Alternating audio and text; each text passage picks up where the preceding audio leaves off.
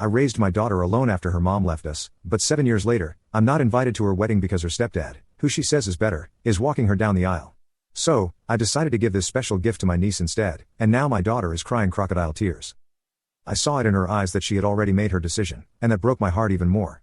I asked her how she could do this to me after everything we had been through together. How could she just cut me out of such an important moment in her life? She almost seemed annoyed by my question, like she didn't understand why I was so upset. She said that David was better because he could afford to pay for the wedding. It was like she didn't even care about my feelings. I was heartbroken. I couldn't believe my daughter, my little girl whom I had raised and loved, could be so cruel. It felt like all those years of being there for her meant nothing. I told her okay if that's what she wanted, then I was okay with it. But I wasn't fine with it at all. Inside, I was shattered. It felt even worse than when Linda left me. At least then I had Rosie to hold on to. Now it felt like I had lost her too. I was in no way a poor man. I had a good job and a comfortable life, and I always managed to provide for Rosie, but I definitely couldn't give her the kind of extravagant wedding that Linda and David could. They had money and connections that I just didn't have. Still, I had one thing I had been saving to give her as a wedding gift, something that meant a lot to me. My parents left me a property in a highly affluent neighborhood. It was a beautiful house, much nicer than the one I lived in. I had always thought of it as Rosie's inheritance. I had planned to give it to her on her wedding day as a surprise gift. I thought it would be a perfect start for her new life. It was my way of showing her how much I loved her and how much I wanted to support her future. But since I wasn't invited to the wedding, I started to question if there was any point in giving her this gift. I mean, why would I give her something so valuable if she didn't even want me at her wedding? It hurt to think that she might not care about my gift just like she didn't seem to care about my feelings when she chose David over me. I have a niece, Lily, whom I love a lot. She's always been there for me, and we have a great relationship. She's studying hard, working part-time, and dreaming of her own future. She's kind and thoughtful and has always made an effort to keep in touch, even when things got tough with the family. I started to think about giving the house to her instead. Lily's family wasn't well off, and she had struggled a lot. I knew that a house like that would change her life. She could live there or sell it and use the money to fund her education or start a business. The more I thought about it, the more it made sense. There was someone who loved and appreciated me and who could really benefit from this gift. So I made the decision. I decided I was going to give the house to Lily. It wasn't an easy choice because deep down, I still wanted to give it to Rosie, but I felt like it was the right thing to do. I didn't want to give something so precious to someone who didn't seem to value me or my presence in her life. When I told Lily about the house, her eyes lit up with joy. She couldn't believe it. She hugged me and thanked me over and over again. It felt good to see her so happy, to know that I was making a real difference in her life. It was a moment of joy in what had been a very difficult time for me. However, when Rosie heard about this, she wasn't having it. She called me, probably to try to talk me out of giving the house to Lily. I saw her name pop up on my phone, and my heart sank a little, but I didn't pick up. I wasn't ready for another confrontation or for more hurtful words. The next day, she came to my house. I could see her through the window, standing on the porch with a look of determination mixed with frustration. I knew this wasn't going to be a pleasant visit, but I opened the door anyway. She came in, looking around like she was seeing the place for the first time in a long while. It felt tense, and I could tell she was gearing up to say something big. Rosie sat down on the couch and started to talk. She said she heard about the house and how I was planning to give it to Lily. Her voice was calm at first, but there was a hint of something more beneath the surface. She said she was surprised and that she thought the house was meant for her. It felt like she was trying to guilt-trip me, to make me feel bad for giving something valuable to someone else.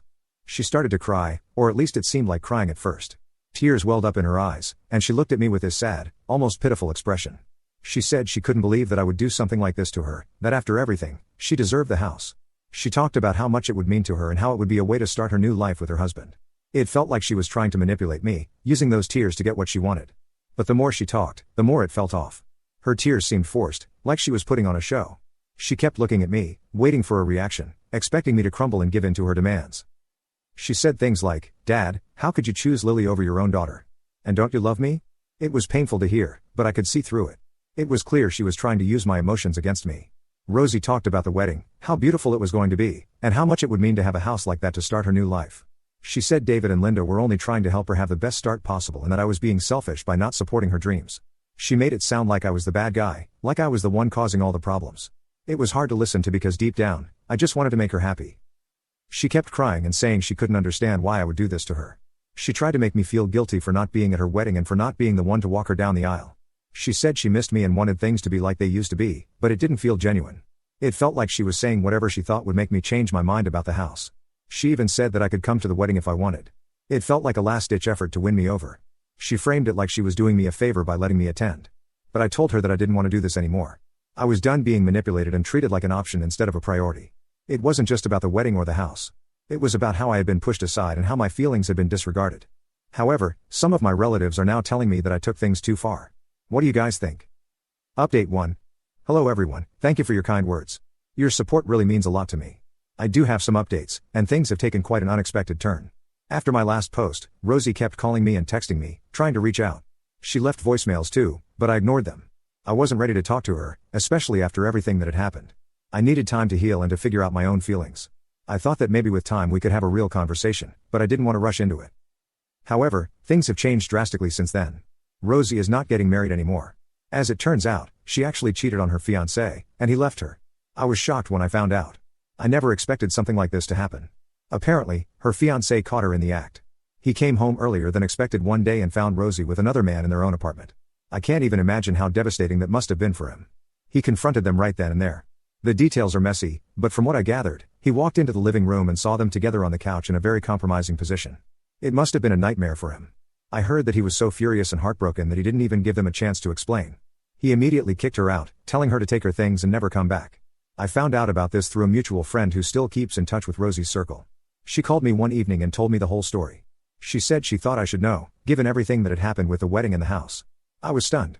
I didn't know what to think or how to feel.